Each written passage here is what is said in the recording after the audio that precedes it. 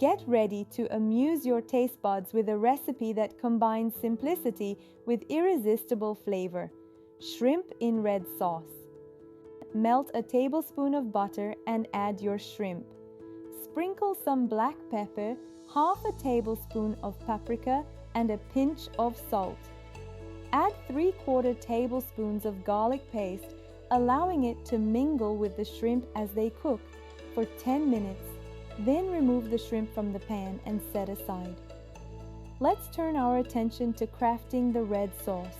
In the same pan, we begin by sautéing diced onions, followed by half a tablespoon of butter.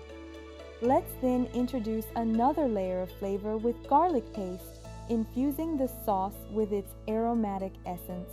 Now, let's bring our sauce to life. I added 4 to 5 tablespoons of canned diced tomatoes, followed by 5 to 6 tablespoons of tomato sauce from the tomato can. To enhance the depth of flavor, we sprinkle in a dash of black pepper, half a tablespoon of paprika, thyme leaves, and salt to taste, and a hint of sweetness with sugar.